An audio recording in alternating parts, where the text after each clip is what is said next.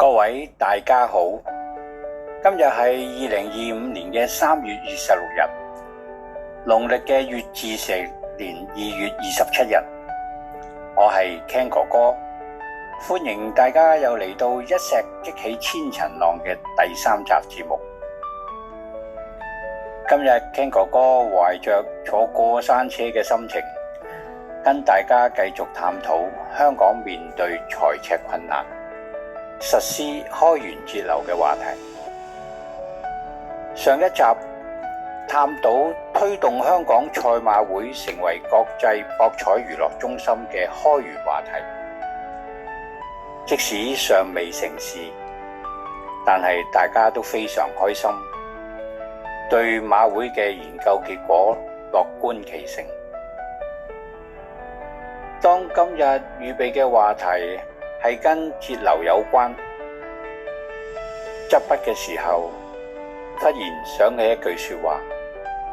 巧婦難為無米之炊。頓時內心出現忐忑不安。節流原本就係一件不易處理或甚痛苦嘅事情。Ken 哥哥嘗試喺歷史典故之中尋找一些節流成功嘅例子作為參考，以作鼓勵香港人。但係意念一轉，香港係福地，有超過100多年嘅發展基業，政府嘅團隊人才濟濟，香港人有國際視野，由冇到有嘅經驗，加上強大嘅祖國作後盾，即使今日面對財赤，我哋只要有信心，鼓起勇氣，官商民團結一致，那句無米之炊呢？就喺此時此刻，睇到房委會小組委員會通過改良公屋富戶政策，不單加強打擊濫用，確保善用公屋嘅資源，佢哋面對公屋富戶採用循循善誘嘅方式，體貼入微嘅方法，寬宏嘅措施，以民為本，協助公屋富戶向上流。估計新嘅措施落實之後，可為庫房增加15億或者以上嘅進賬。房委會今次為公屋富戶確立嘅措施同埋方案係一個德政，值得鼓掌稱讚。佢哋正正樹立咗一個良好嘅榜樣，示範咗點樣確立一個節流嘅方式，喺公平公正、不擾民、不溫不火、以和為貴、不影響官民關係，同埋用勸喻嘅方式代替強行執法，省卻咗嘅司法程序同埋執法嘅費用等等情況之下，藉此大大提升政府嘅形象。今次房委會嘅公屋富戶措施唔係為咗增加庫房收入為目標，而係善用資源不浪費嘅手法去處理棘手嘅問題，將節流演繹成多贏嘅局面，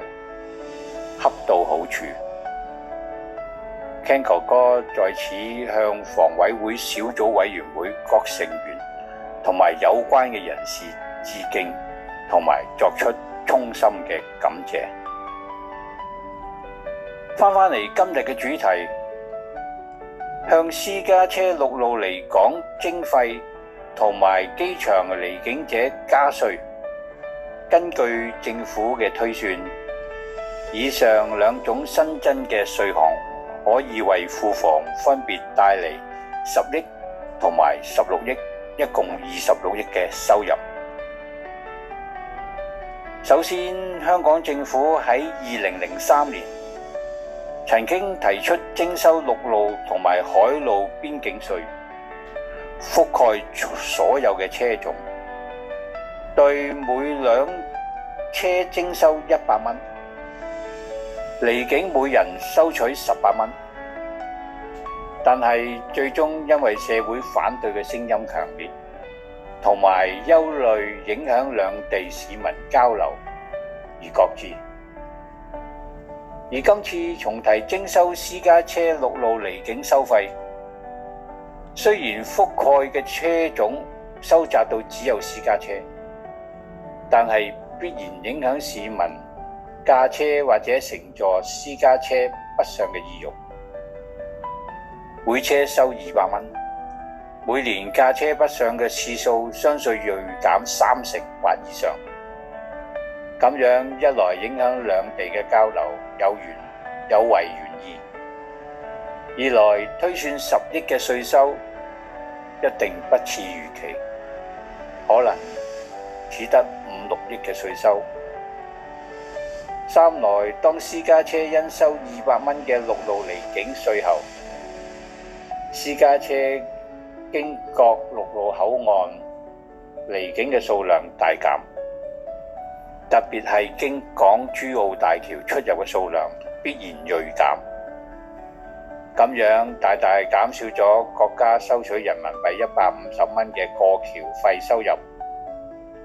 呢個措施將得不償失。第二，假若向機場離境者加收嘅稅項由120蚊至到200蚊，雖然可以增加庫房嘅收入，但係新政策必定影響市民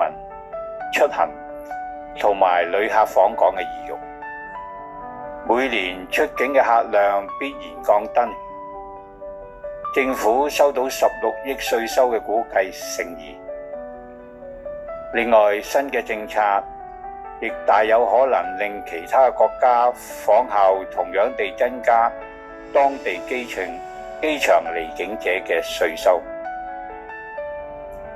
假若不幸言中，由於機票嘅成本增加，市民乘搭飛機出行或旅客訪港嘅意欲必然大減。其實以上兩項嘅新增稅收都不盡理想，潛在嘅不良影響可能削弱政策嘅可行性，並招致市民不滿。Ken 哥哥喺度提出一個更具可行性及公平性嘅替代方案，就係向非本港居民嘅陸路離境人士同埋所有經機場離境者分別徵收同埋加收10蚊嘅稅項。如果兩者嘅人流能夠達至每年1億或者2億嘅人次，新收嘅稅項令庫房收入增加10億至20億不等。香港有吸引外地遊客訪港嘅優勢，只要官商民攜手合作。建議新嘅加稅措施嘅優點係：一、不擾民，減少反感；二、加幅少，易於接受；三、對入境者影響輕微；四、防止國際連鎖反應；五、簡單直接，既不影響中港兩地加強交流嘅原意，更合乎開源節流嘅條件同理論，實現一舉數得嘅目標。巧婦難為無米之炊，相信香港政府嘅財金官員同埋其他嘅部門已經絞盡腦汁做到最好。Ken 哥哥期望各位有識之士，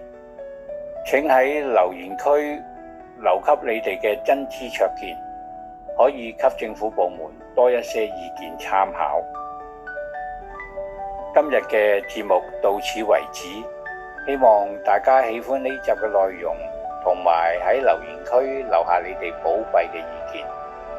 我哋下集再會，拜拜。